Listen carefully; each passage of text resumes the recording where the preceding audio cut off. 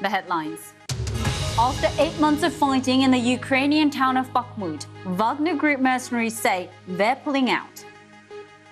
We're handing over our positions to the military.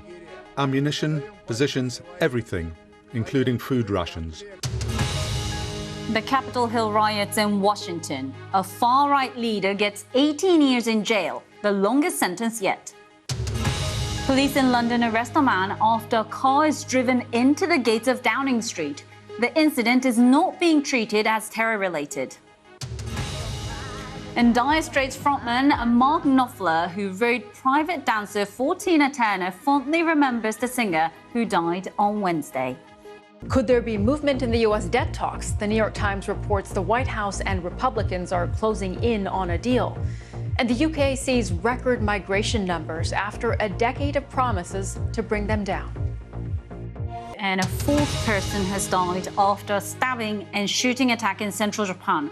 Police were called to reports of a man who chased and stabbed a woman near the city of Nakano. Local media say the man then shot 2 officers with a rifle. The suspect has now been apprehended. The U.S. State Department has warned that China was capable of launching cyber attacks against critical infrastructure. A multi-nation alert recently revealed a Chinese cyber espionage campaign aimed at military and government targets in the United States. Beijing, though, denies the accusations. A Rwandan man accused of ordering the killing of some 2,000 Tutsis who were seeking refuge in a church during the 1994 genocide has been arrested in South Africa.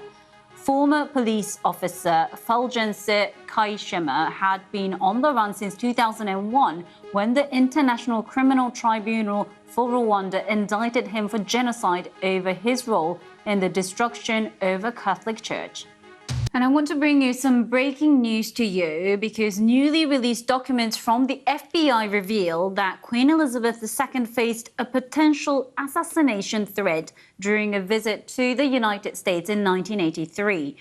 The documents share details of how the Federal Bureau of Investigations were concerned following an assassination threat made to a San Francisco police officer.